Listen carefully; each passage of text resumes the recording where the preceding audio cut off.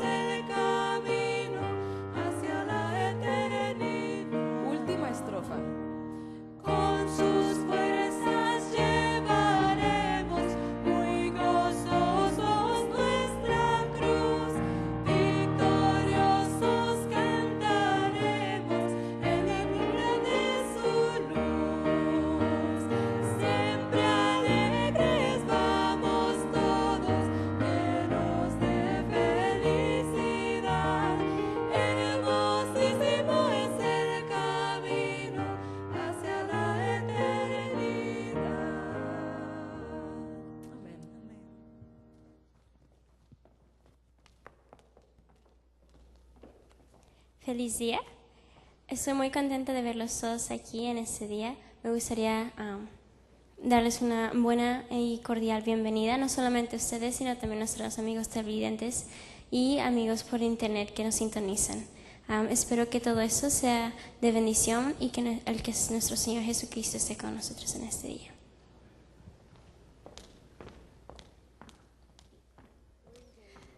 En este momento los invito a que por favor postren el rostro para orar.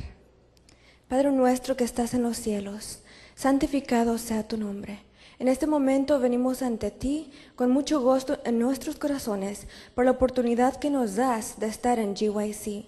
Pedimos que en este momento tu Espíritu Santo esté con nosotros para que podamos aprender más de ti y entregar nuestras vidas a ti también. Te lo pedimos en el nombre de Cristo Jesús. Amén.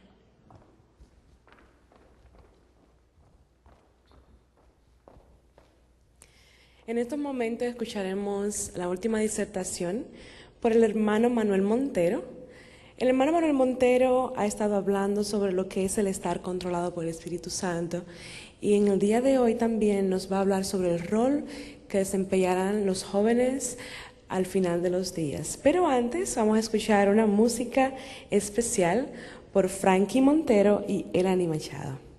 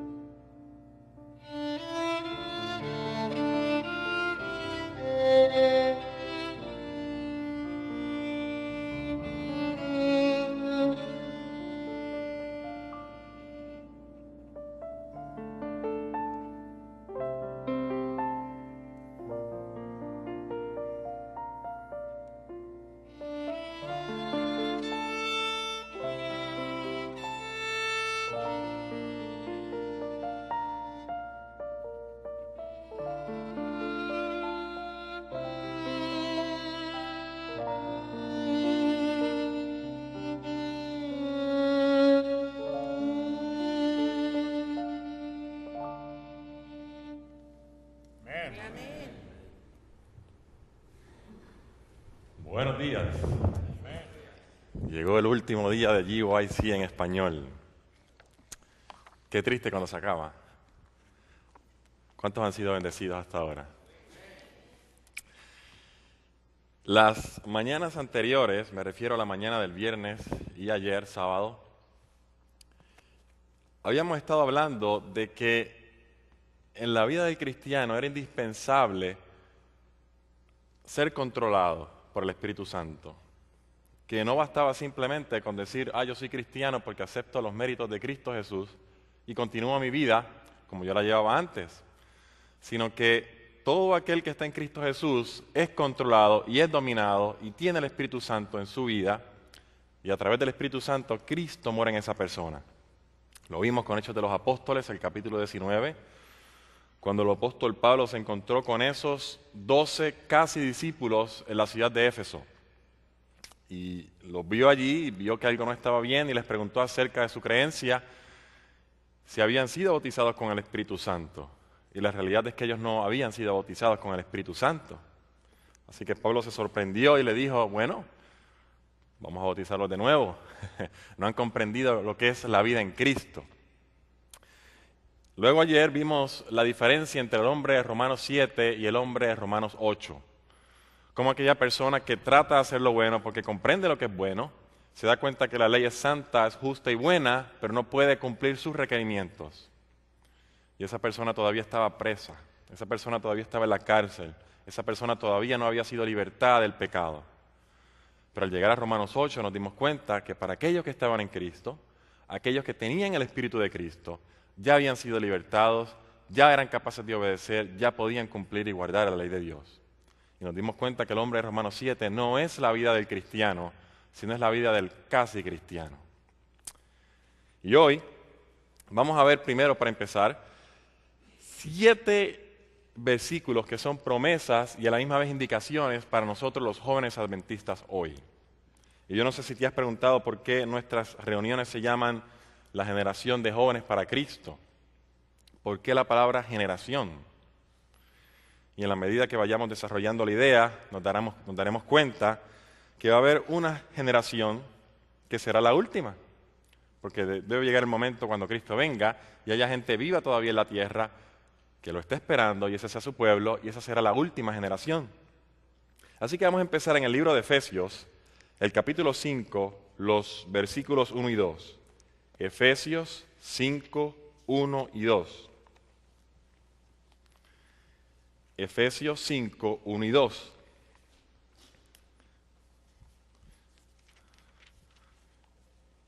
Dice, sed pues imitadores de Dios como hijos amados, y andad en amor como también Cristo nos amó y se entregó a sí mismo por nosotros, ofrenda y sacrificio a Dios en olor fragante. Ahí dice, para empezar, sed pues imitadores de Dios como hijos amados.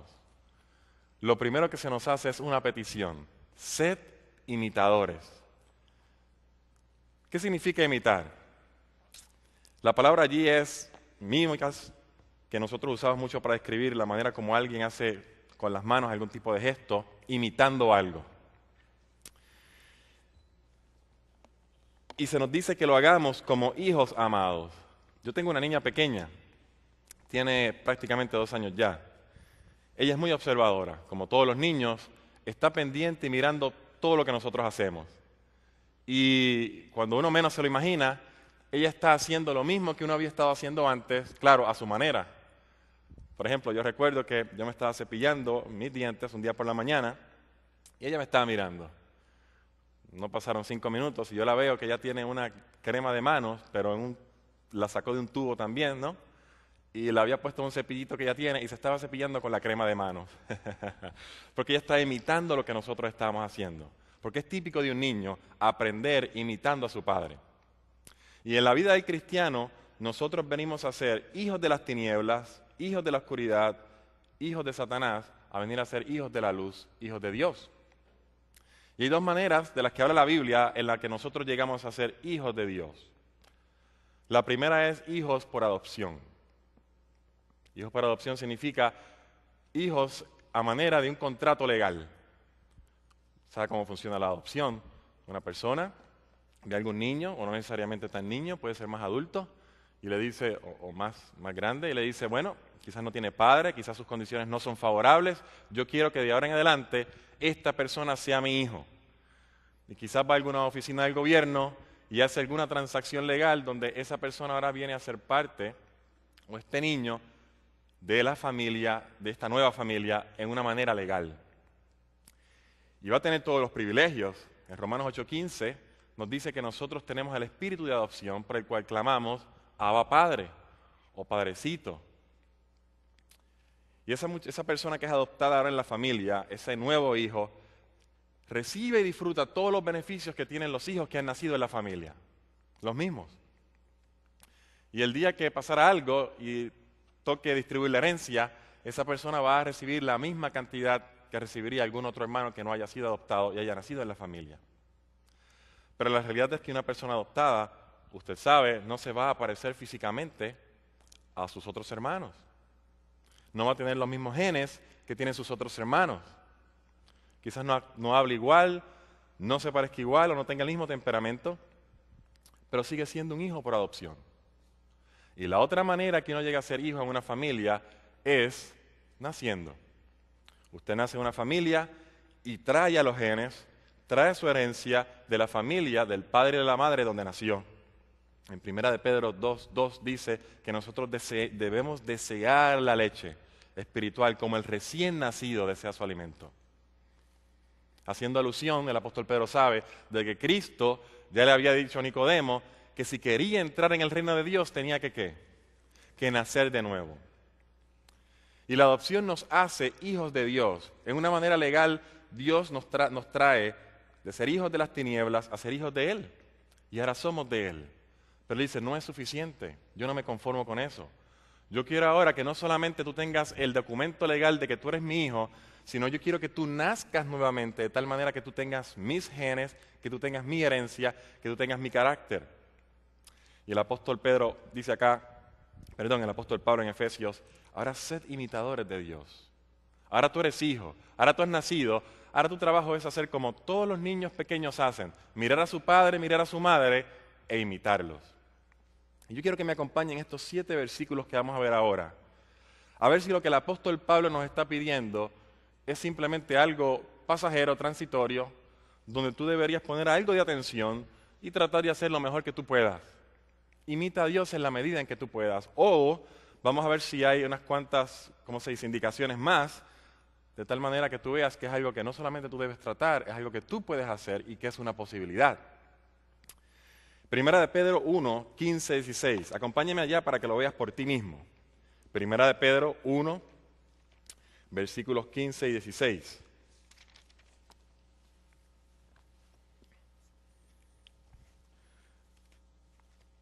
Dice allí, sino como aquel que os llamó es santo. Acuérdense que lo que estamos mirando es cómo es Dios, a ver qué nosotros vamos a imitar. Sino como aquel que os llamó es santo, sed también vosotros santos en toda vuestra manera de vivir. Porque escrito está, sed santos, porque yo soy santo. La primera indicación que vemos es, Dios es santo, ese es tu Padre, lo estás imitando, ahora tú puedes ser santo, ahora tú sé santo. Mira este otro versículo, tú lo sabes, Mateo 5:48. Mateo, el Evangelio según San Mateo, esto es sacado directamente del Sermón del Monte. Mateo 5:48. Dice allí, sed pues vosotros, ¿qué dice allí? Perfectos, como vuestro Padre que está en los cielos es perfecto. 2 indicaciones ya, sed santos, sed perfectos. Lucas 6:36, hablando del mismo pasaje, le da una nota diferente. Pero se darán cuenta que aparentemente presenta la misma imposibilidad. Lucas 6:36. Digo la misma imposibilidad porque algunos dicen, bueno, ser perfecto, Dios no nos está pidiendo que seamos perfectos realmente. Él lo que nos está pidiendo es que hagamos lo mejor posible de nosotros, dicen algunos. Mira cómo lo presenta el evangelista Lucas 6:36, dice, sed pues misericordiosos, como también vuestro Padre que está en los cielos es misericordioso.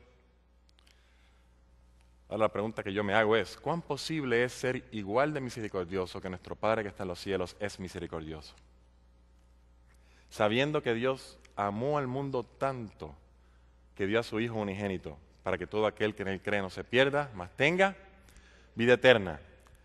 Yo me pregunto, con lo egoísta que yo soy, con lo centrado en mí mismo que yo soy por naturaleza, ¿podré ser yo igual de misericordioso que vuestro Padre que está en los cielos es misericordioso?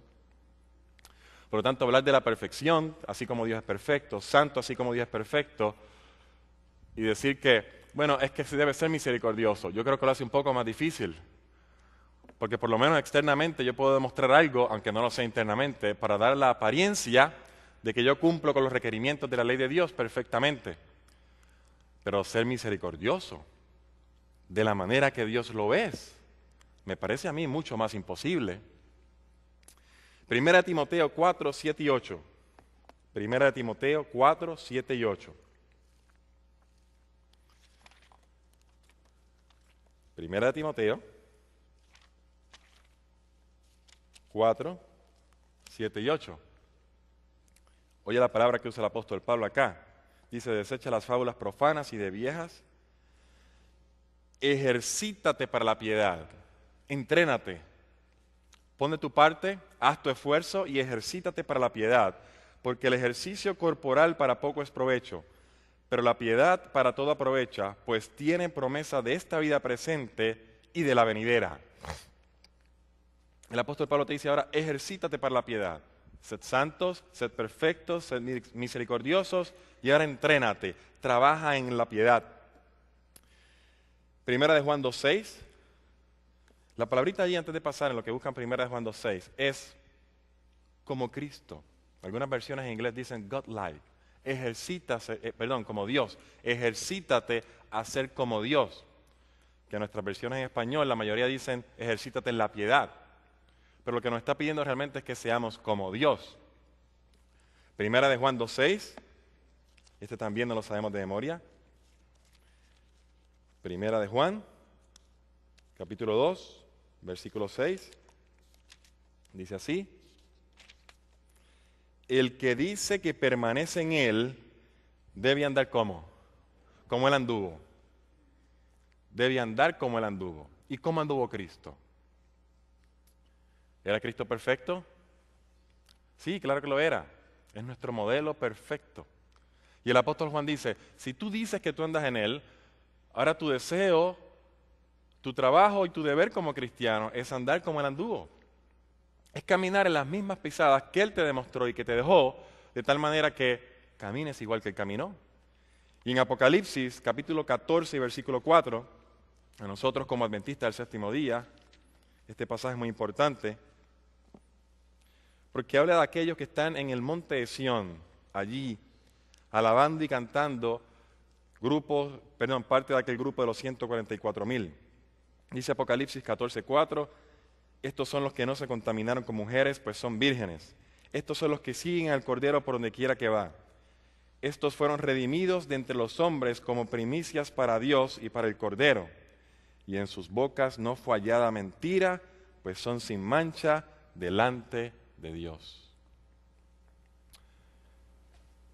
Nosotros como adventistas del séptimo día enseñamos una doctrina que muchos de ustedes conocen y se llama la doctrina del santuario. A manera de repaso, en Daniel 8:14 dice que llegaría el momento cuando Dios vendría o pasaría de lo que se llama el lugar santo al lugar santísimo. Iba a empezar una obra de juicio. Ayer el pastor Ismael Castillo estaba hablando aquí de eso. Iba a haber un juicio, iba a haber un escudriñamiento de los registros de la historia, de todas aquellas personas que han venido al mundo y todas las personas que hayan vivido, incluyendo aquellos que aceptaron a Cristo como su Salvador personal y los que no lo hicieron. Y nosotros en nuestra doctrina del santuario enseñamos que llegará un día cuando Cristo se va a quitar sus vestiduras sacerdotales de intercesión, es decir, de ser tu abogado defensor. De cada vez que tú clamas por un pecado cometido o alguna falta cometida, Él dice, no hay problema, ponlo a mi cuenta. Yo morí por Él y yo lo perdono. Y llegará el día donde Él va a salir de ese lugar y va a decir, ya no puedo seguir trabajando más aquí, porque yo tengo que acabar con el problema del pecado y yo tengo que volver de nuevo al mundo. Y es lógico pensar que Él lo va a hacer. Cuando Él haga eso, va a haber una generación que esté viva antes de que Cristo venga. Porque nosotros enseñamos que va a haber un tiempo entre el cual Él sale del lugar santísimo y se quita sus ropas sacerdotales y ahora se pone su ropa de rey y viene a la tierra. Y durante todo ese tiempo, Él no va a estar en oficio como sumo sacerdote intercediendo por nosotros en el cielo. Y allí Él le va a presentar al universo, como vamos a ver ahora, lo que Cristo es capaz de hacer con esa última generación que ha tenido en sus manos la Biblia. Cuando tantas generaciones no la habían tenido, esta la tiene. Cuando tienen la capacidad de leerla por ellos mismos. Cuando tienen tanto conocimiento disponible, porque ese grupo remanente, antes de que se cierre el tiempo de la gracia, han tenido una mensajera especial para ellos, con una guía precisa de cada cosa que va a ocurrir antes de que Cristo venga, donde cada uno de los engaños de Satanás han sido descritos. Ellos tienen conocimiento de lo que Él va a hacer y se adelantan a eso, piden poder de lo alto, son llenos del Espíritu Santo y Dios le puede mostrar al universo con esa última generación lo que Él es capaz de hacer. Y lo interesante es que Cristo ha estado esperando hacer eso desde que empezó el pecado en el cielo. Y ustedes saben la historia. Satanás en el cielo quería la adoración que se le daba a Jesús, pero no quería tener el mismo carácter de Jesús. Y el argumento era que tú eres un Dios caprichoso, tú quieres hacer lo que quieras, y cuando uno no esté de acuerdo, ¿qué cosa haces? Lo eliminas. Así que si yo, hablando como Satanás, ahora me voy en rebelión contra ti y deseo mi propio gobierno, ¿qué vas a hacer? Matarme. Y los otros ángeles estaban mirando, y ya algunos de ellos habían creído en lo que Satanás estaba diciendo, en aquel momento Lucifer. Así que Dios no tenía otra alternativa que dejar a Satanás por un tiempo, que demostrara realmente las consecuencias de su propio gobierno, las consecuencias de implantar un gobierno bajo su propia ley. Así que Dios dice, no hay problema, te voy a dejar allí, vamos a darte un tiempo donde tú puedas desarrollar al máximo lo que tú consideras la otra mejor forma de vida, la otra mejor ley que puedas tener.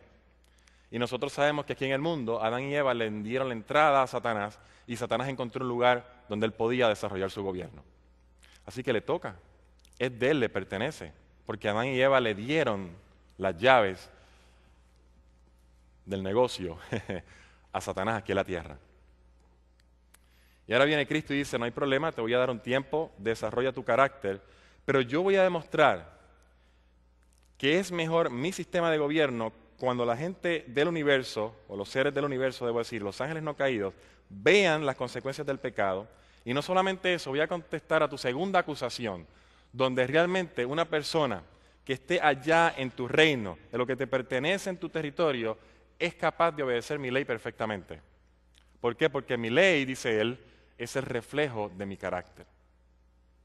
La ley es el reflejo del carácter de Dios. Dios es santo, su ley es ¿qué? Santa. Dios es justo, su ley es justa. Dios es eterno, la ley es eterna. Y podemos seguir dando características de cada una de las dos cosas, porque la ley de Dios no es otra cosa que el reflejo de su carácter. Por eso cuando Dios vino a la tierra, me refiero a Cristo Jesús, Él dice en Salmo 48, el hacer, Dios mío, tu voluntad me ha agradado, y tu ley está ¿en dónde? En mi corazón. Y el corazón en la Biblia es la mente. Tu ley está en mi mente. Esa es mi personalidad. Ese es mi carácter. Tu ley está en medio de mi corazón. Y el propósito de Satanás, uno de los propósitos, era eliminar esa ley porque lo condenaba. Así que él trataba de darle una puñalada directa a esa ley. Y una puñalada directa a la ley es una puñalada directa ¿a dónde? Al corazón de Jesús. Porque su ley está en su corazón. Así que Jesús ahora dice, yo voy a la tierra, yo desciendo allá, yo contesto tus argumentos y regreso al cielo y caso cerrado. Y dice Romanos 8:3 que Cristo viene, toma una naturaleza como la de nosotros, con toda la carga de la herencia genética que nosotros tenemos y contesta esas acusaciones de Satanás. Pero todavía queda otra. La otra acusación es, sí, pero por aquello de las dudas podríamos pensar, y aquellos que han estado en los seminarios sabemos que Cristo cuando vino a la tierra dejó todo su poder, dejó toda su gloria y todo lo hizo a través del Padre y del Espíritu Santo. Él dice, nada puedo hacer de mí mismo. Y vivía conectado, pidiendo fuerza constantemente, de tal manera que él pudiera el otro día hacer su ministerio. Pero dice, no, no, quizás tú como eres mitad Dios, no mitad Dios, perdón, 100% Dios y 100% humano, puede ser que tú hayas tenido alguna ventaja que otro ser humano no pueda tener. Y es aquí donde Dios dice, no hay problema, como decimos nosotros, yo me la juego. Yo te voy a demostrar ante el universo, una última generación, después de 6,000 años de pecado, con todo el daño que una carga genética pueda tener, con todas las inclinaciones, las tendencias y las pasiones que tus padres, tus abuelos y bisabuelos te pudieron heredar, que cuando son sometidos y controlados por el Espíritu Santo, le pueden contestar directamente las acusaciones de Satanás, que la ley de Dios es posible guardarla perfectamente. Que se puede ser santo, se puede ser como Dios, se puede ser misericordioso y se puede ser perfecto. Para empezar, nosotros ya habíamos dicho el viernes por la mañana que el mensaje de la restauración, el mensaje de la rectificación incluye el perdón de los pecados, pero incluye también la habilitación y la capacitación para vivir una vida nueva en Cristo. En 1 Juan 1:9 esto está bien representado cuando dice, si confesamos nuestros pecados, Él es fiel y justo, ¿para qué? Para perdonarnos. Y nos deja allí. ¿Cómo termina el versículo? Y limpiarnos de toda maldad. Juntas, las dos. Perdón y limpieza. En Juan 8:11, cuando le traen la mujer que había sido agarrada en el acto del adulterio a Cristo Jesús, acuérdense, Jesús no entra en tanto tecnicismo de justificación, santificación como nosotros hacemos. Y tratamos de romperlo y dividirlo cuando realmente es una y la misma cosa. Jesús lo dice sencillo. Ahí está la mujer en el suelo, Jesús está escribiendo en la tierra, Él levanta su cabeza, ve que no hay nadie y le pregunta a la mujer, ¿dónde están los que te acusan? Y dice, no sé dónde están. ¿Quién te condena ahora? Nadie. ¿Y qué cosa le dijo a Jesús? Ni yo te condeno, perdón, vete y no peques más. Santificación. En un solo pasaje. Ni yo te condeno, vete y desde ahora no peques más. David entendió esto bien después de su pecado que cometió, su adulterio, su homicidio, su engaño, su mentira. Cuando él en el Salmo 51, específicamente los versículos 2 y 7, pidiendo el perdón de sus pecados, él sabía que perdón no era suficiente. Porque si lo perdonaban solamente y lo dejaban igual, la próxima vez que él saliera de nuevo al balcón y volviera a ver a otra persona, a otra mujer bañándose, ¿qué cosa iba a hacer él? Cometer el mismo pecado. Y David dice, no, yo no solamente quiero el perdón, yo también quiero una purificación, dice él. Purifícame con hisopo y seré limpio. Salmos 51, 2 y 7. Lávame y seré más blanco que la nieve. Y el apóstol Pablo en 1 Tesalonicenses 5:23 dice, y el mismo Dios de paz os santifique por completo todo vuestro ser, espíritu, alma y cuerpo, y sean guardados irreprensibles para la venida de nuestro Señor Jesucristo. Antes de la venida de nuestro Señor Jesucristo, dice el apóstol San Pablo, va a haber un grupo de gente que va a ser santificadas por completo, no a medias, no el 75% de las veces, no tratando de hacer lo mejor que es posible, confiando en Dios completamente y levantando sus méritos y permitiendo que el Espíritu Santo obre en su vida, van a ser santificados por completos y guardados completos hasta la venida del Señor. En Levítico 16, usted puede buscarlo en su casa luego, trata acerca del tema del santuario terrenal cuando llegaba el día de la expiación. Y es lo que se llama el antitipo de lo que era el santuario celestial en el cielo, o lo que llegaría a ser eventualmente, me refiero al 1844, que comenzaría el día de la expiación en el cielo. Era un día cuando se limpiaban los muebles del santuario porque simbólicamente habían sido contaminados por el pecado del pueblo. Y había un rito, el sacerdote entraba, llevaba esa sangre, una sangre que limpiaba, purificaba el lugar y lo hacía limpio de los pecados que habían llegado allí del pueblo. Pero eso no era suficiente ni lo único que ocurría. Hay una parte que por lo general no enseñamos nosotros. Y es que en el versículo 30 del mismo capítulo de Levítico 16, Moisés le dice al pueblo, límpiense, aséense, prepárense, hagan la preparación espiritual necesaria, porque además de la limpieza del templo, ustedes también van a ser limpios. A ustedes se les va a limpiar de la misma manera que se hace con el templo, a ustedes también se les va a limpiar. Era una promesa doble de limpiar el templo físico y limpiar el templo ¿de qué? Del Espíritu Santo. Dice 1 Corintios 6 que nosotros somos templo, 19, que nosotros somos templo ¿de quién? Del Espíritu Santo. Por lo tanto, hay un templo allá arriba y sigue habiendo otro templo aquí abajo. Templo y morada del Espíritu Santo. Limpieza arriba en el cielo, limpieza aquí abajo en la tierra. Como acabamos de leer ahorita en el último versículo de Apocalipsis 14, el versículo 5 sigue diciendo que esos 144,000 no tienen engaño en sus bocas y son sin mancha y están allá delante del Padre. El Salmo 115 lo puede ver en su casa, es el Salmo de los 144,000. Se va a dar cuenta, ellos están en el monte de Sión, están allá con el Cordero, y dice que aquel que va a estar allí en el monte santo, en el monte de Sión, dice la verdad en su corazón. Dice la verdad en su corazón. ¿Qué significa decir la verdad en su corazón? Yo puedo engañar a otro con mi apariencia externa, con las palabras que yo digo, la manera que yo me comporto cuando yo sé que me están mirando. Pero cuando yo estoy solo, o cuando yo estoy con aquellos que me conocen más, yo actúo y me comporto como realmente soy. En lo más íntimo de mí, quizás lo que no hay es muy bueno, pero doy la apariencia de que lo soy y lo mantengo ahí tapadito como un engaño. Pero ese grupo de gente que vive antes de que Cristo venga, dicen la verdad en su corazón, tienen la verdad en su corazón, debo decir. Porque tienen a Cristo, y Cristo dijo que Él era ¿qué? El camino, la verdad y la vida. Están limpios no solamente lo que se ve por fuera, sino también lo que hay adentro, lo que hay en su corazón, lo que hay en su vida. Hay una cita, me parece preciosa, en la página 421 del Conflicto de los Siglos, donde ella hace alusión del proceso que se está llevando ahora mismo a cabo en el cielo del juicio investigador.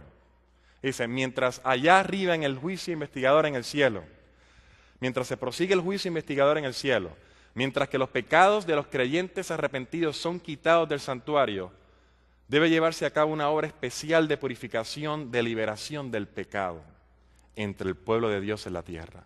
Una obra especial de purificación y de liberación del pecado. Cuando Cristo vino a la tierra, el ángel Gabriel le dijo a su madre que Él se iba a llamar Jesús. Y Jesús significa Salvador. Él se iba a llamar Salvador porque Él iba a salvar a su pueblo ¿de qué? De sus pecados. Porque Él venía no solamente a darte perdón, sino también de salvarte y rescatarte de ese hoyo cenagoso en el que nos encontramos, el hoyo del pecado. Termina la cita diciendo, cuando esta obra haya quedado consumada, es decir, acabada, los discípulos de Cristo estarán listos para su venida. ¿Tú te has preguntado tantas veces por qué Cristo no ha venido todavía? Y siempre estamos deseando el bautismo del Espíritu Santo, el derramamiento especial del Espíritu Santo, la lluvia tardía para terminar el mensaje. Pero Dios lo puede hacer ahora mismo. Dice, no, pero Dios es paciente. Lo que pasa es que Él no ha venido porque Él es paciente, esperando que todos vengan al arrepentimiento. Él no quiere que nadie se pierda. La pregunta que yo me hago es, ¿hay más gente en el mundo hoy de lo que había hace 10 años o hay menos? Más. Y cada año hay más, y cada década mucho más. Así que, si sigue esperando así, es lógico pensar que llegará el momento que habrá tanta gente que serán más los que se perderán que los que se salvarán. Así que si bien es cierto que Dios quiere que nadie se pierda y que venga el arrepentimiento, esa no es la razón por la que Él no ha venido todavía.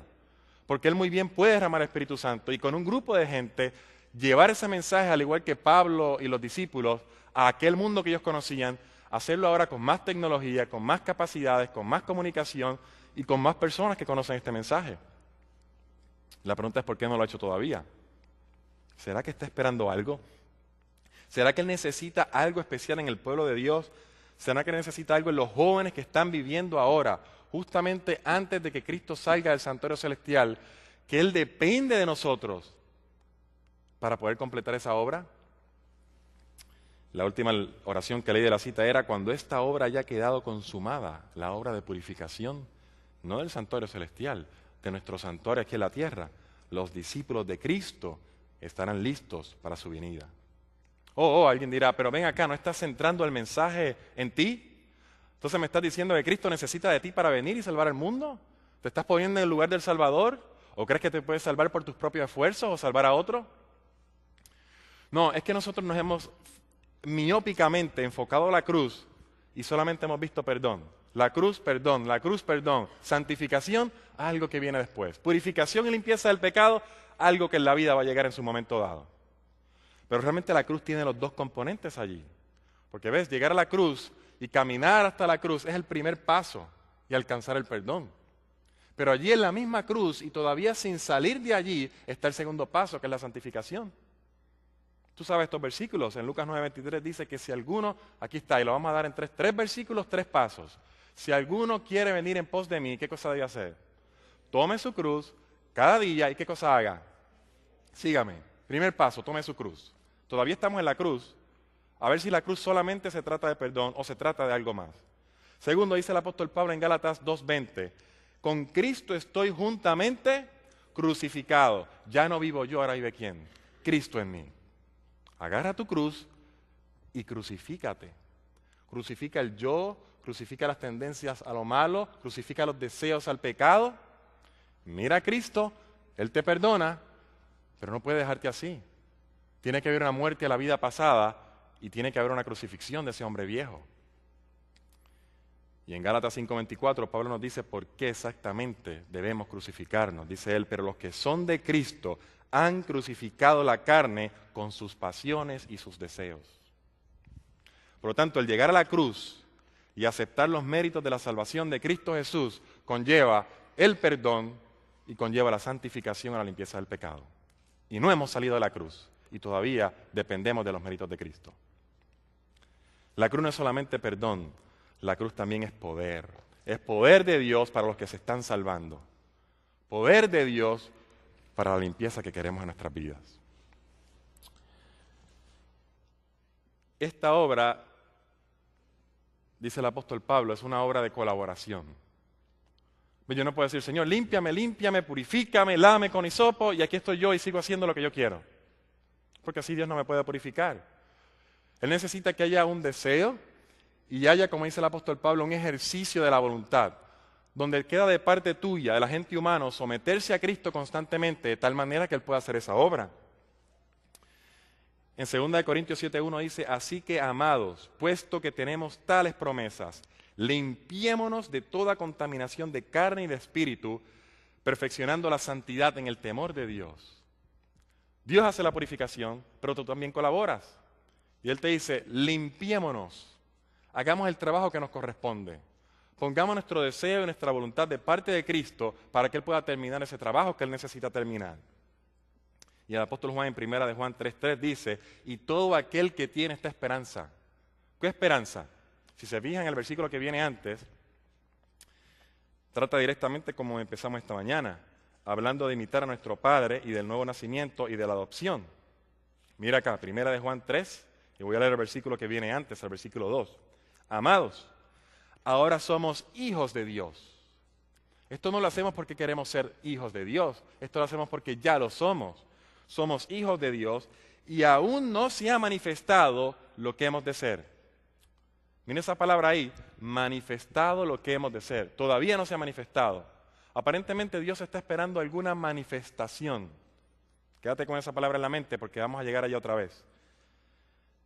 Pero sabemos que cuando Él se manifieste, seremos semejantes a Él porque le veremos tal como Él es. Y todo aquel que tiene esta esperanza, la esperanza de ver a Cristo, la esperanza de estar con Él, la esperanza de que vuelva, se purifica ¿cómo? A sí mismo, así como Él es puro. El que tiene la esperanza de la segunda venida en Cristo Jesús, también tiene el deseo y colabora con Cristo para que su vida se purifique, para ser igual de puro que Cristo. La acusación de Satanás es, o era en el cielo, es imposible, no se puede. Eres un caprichoso porque quieres un gobierno de una manera y lo que exiges realmente no se puede cumplir. Así que eres caprichoso e injusto. Y el mismo capítulo que estoy leyendo, Dios vino para contestarle a Satanás precisamente eso. Dice el versículo 5, y sabéis que Él apareció para quitar nuestros pecados y no hay pecado en Él. Todo aquel que permanece en Él, ¿qué cosa pasa? No peca. ¿Y pecado es qué cosa? La transgresión de la ley de Dios, versículo 4. y no hay pecado en él. Todo aquel que permanece en él no peca. Todo aquel que peca no le ha visto ni le ha conocido. Y la palabra allí no es no peca, la palabra allí es el que permanece. Porque tu trabajo como cristiano no es enfocarte en tus pecados, ni mirar a Satanás, ni tratar de ver cómo tú sales victorioso de la tentación por ti mismo. Tu trabajo como cristiano, como joven de esa última generación, es imitar y contemplar al modelo divino. Es mantenerte conectado, es mantenerte permaneciendo. Hijitos, versículo 7, nadie os engañe, el que hace justicia es justo como él es justo. El que practica el pecado es del diablo, porque el diablo peca desde el principio. ¿Qué cosa es pecado? Transgresión de la ley, es decir, el pecado está transgrediendo la ley desde el principio. Está violándola. En otras palabras, el diablo desde el principio no quiere tener el carácter de Dios. No quiere tener su ley en su corazón. Para esto apareció el Hijo de Dios, para deshacer las obras del diablo. Ahora viene Cristo y dice, seguro que se puede. Yo voy a la tierra como un ser humano, 100% hombre, 100% divino también, pero solamente dependiendo de su Padre. Y dice, yo voy a deshacer esas obras del diablo. Yo voy a demostrarle a Satanás que él es pecador desde el principio, pero no hay que ser así. Y él vino y vivió una vida perfecta y sin pecado, y dice el versículo 9, todo aquel que es nacido de Dios no practica el pecado, porque la simiente de Dios permanece en él, y no puede pecar, porque es nacido de Dios. Y ahora aquellos que han sido adoptados en la familia de Dios, pero no solamente adoptados, sino también nacidos, se les da su semilla. La palabrita que está ahí es la misma palabrita a la que se usa para describir nuestras células fértiles, especialmente la del varón, que dan lugar a una criatura nueva, ¿no? Cuando llegan al vientre de una mujer. Dice, tiene esa misma semilla. Y usted sabe que en una semilla está la información para una planta. Así que si yo quiero un árbol de un roble, yo debo sembrar una semilla ¿de qué? De roble. Lógico, ¿no? Si yo quiero un árbol de pera y yo siembro otro de manzana, digamos, yo no puedo pretender que el fruto sea diferente, porque esa semilla tiene la información necesaria para que el árbol que estoy sembrando sea un árbol de pera. Y el que está en Cristo y ha nacido de Él, tiene la misma información genética contenida allí que tenía Cristo. Y ahora Él puede contestar las mismas preguntas que Cristo había contestado, utilizando la fuerza que Cristo te da. Él vino para deshacer las obras del diablo, y todo aquel que está en Cristo contesta también esas obras del diablo. Sí se puede vivir una vida perfecta en Cristo Jesús, sí se puede conquistar con el Espíritu Santo. Cristo vino a deshacer, sí Él vino a perdonarnos, sí Él vino a salvarnos, pero tenía algo más en su agenda. Él tenía que demostrar algo al universo, porque si no, a pesar de que podía salvarnos, todavía tenía que permitir que Satanás estuviera un tiempo más aquí para contestar esa pregunta. Así que Él no simplemente nos quiere salvar, Él quiere contestar esa pregunta. Él tiene que deshacer esas obras que el diablo está haciendo desde el principio. Y Satanás sabe eso. Así que Él sabe que va a haber un grupo que al final de los días, esa última generación, va a tener esa semilla de Dios en él, va a tener esa genética y va a poder también contestar las obras de Satanás. Y Él no lo puede permitir.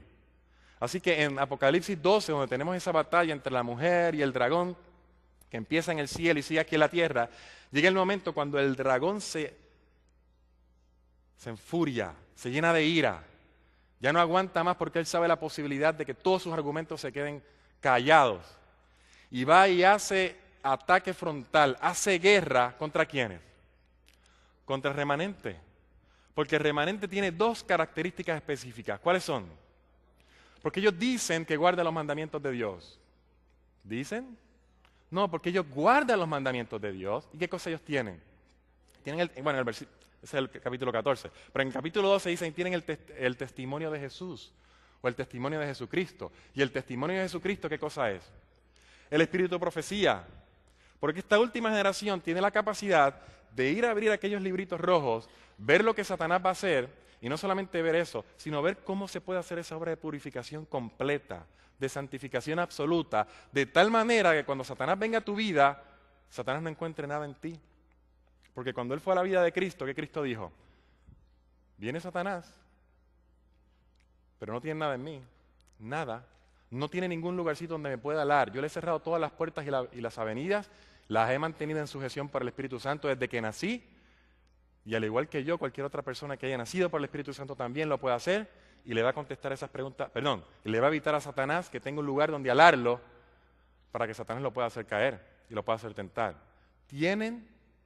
Guardan los mandamientos de Dios y tienen el testimonio de Jesucristo. Y en Apocalipsis 14:12 dice algo más sorprendente todavía. Y es que Dios presenta, aquí están, dice Él. Esta es mi demostración. Eso es como un juicio, ¿no?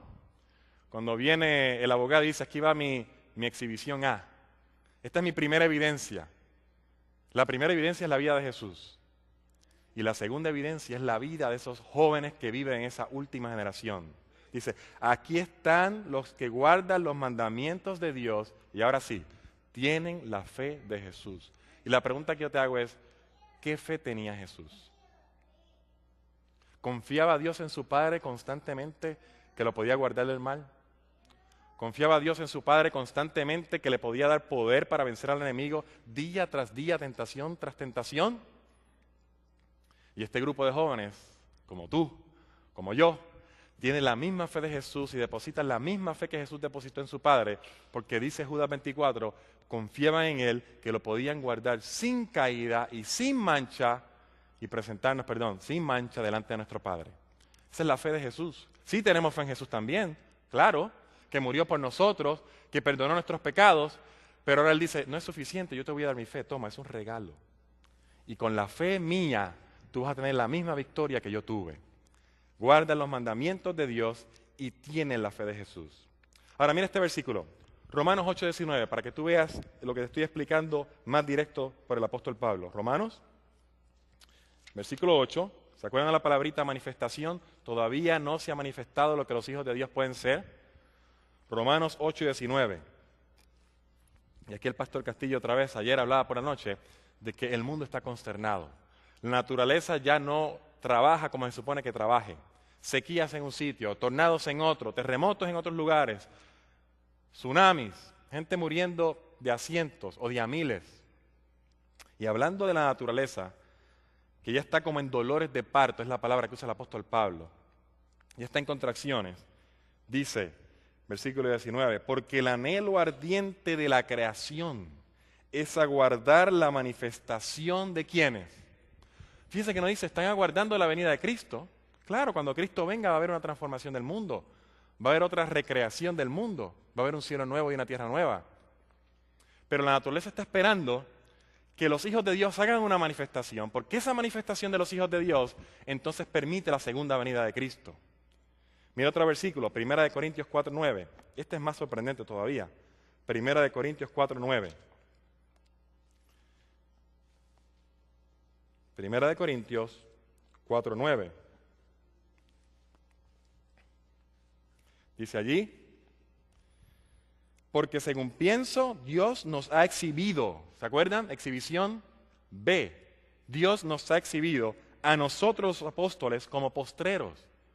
O sea, Pablo lo dice en el contexto de la segunda venida de Cristo, antes de la segunda venida de Cristo, como a sentenciados a muerte, pues hemos llegado a ser espectáculo al mundo, a los ángeles y a los hombres.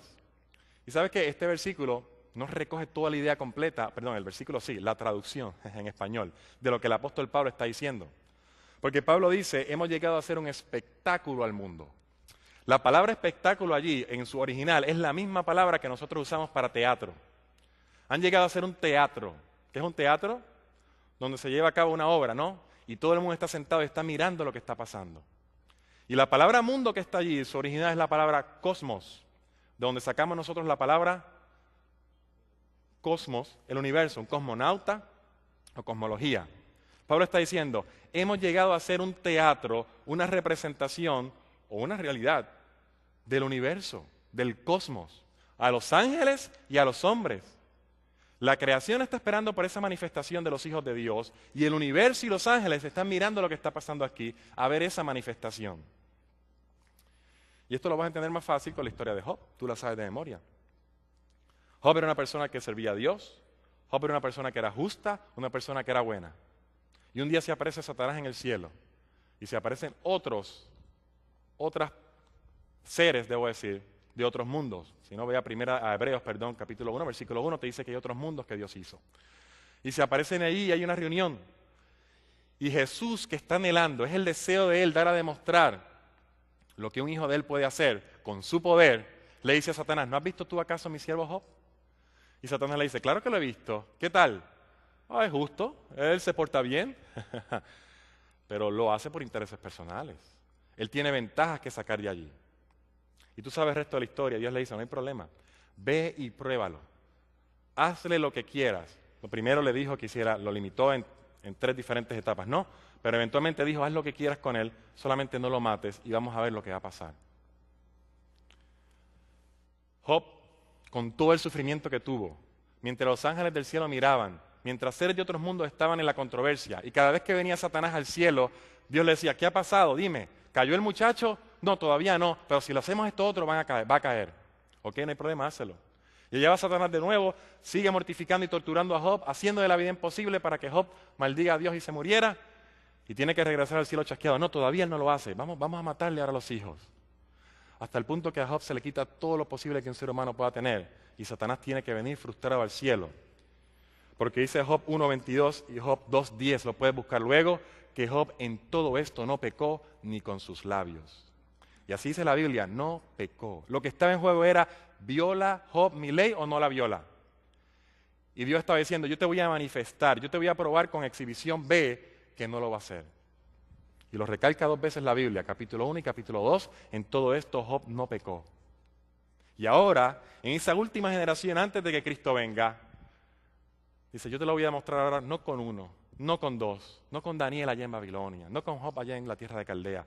Ahora yo te lo voy a demostrar con un grupo de jóvenes que están esperando la segunda venida de Cristo. No solamente aquí en Texas, en el mundo entero, un pueblo completo. Son tantos que el número simbólico es cientos de miles. Y esa es la exhibición más grande ante el universo, ante los ángeles caídos, ante los ángeles no caídos, de que Dios es justo, de que su ley se puede guardar, de que aquellos que tienen la ley de Dios en su corazón es posible tener la vida que él mismo tuvo. En Palabras de Vida del Gran Maestro, la página 47 dice que Cristo espera un deseo anhelante, con deseo anhelante. Es decir, es su anhelo, Él está deseoso, Él quiere venir a la tierra, pero no puede. Dice allí, porque espera la manifestación de sí mismo en la iglesia. Él quiere manifestarse.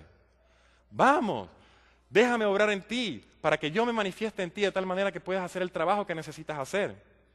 Y termina la cita diciendo, cuando el carácter de Cristo sea perfectamente reproducido en su pueblo, entonces vendrá Él para reclamarlos como suyos. ¿Quieres saber por qué Cristo no ha venido todavía? Porque todavía no se ha dado esa manifestación. Yo sé que no se ha dado todavía porque estamos aquí. ¿Quieres que Cristo venga? Se tiene que dar esa manifestación. Y yo te animo, yo te exhorto, no a que trates de ser mejor cristiano, no a que trates de quedarte en la iglesia, no a que trates de ser diferente al mundo un poquito. Lo que yo te animo y te exhorto es que tú trates de concentrar tu vida solamente en Cristo y llegar a la cruz y mirarlo allí y decir, haz tu obra completa en mí. Santifícame completo, purifícame completo, límpiame completo. Y ayúdame a prepararme para la segunda venida de Cristo, para el derramamiento del Espíritu Santo y para la manifestación de los hijos de Dios. Yo espero que ese sea tu deseo en esta mañana, que tú comprendas por qué estás aquí y que tú eres parte de esa última generación que va a ser ese grupo de los que van a estar con el Cordero y los que lo van a seguir por donde quiera que Él va. Que Dios te bendiga esta mañana.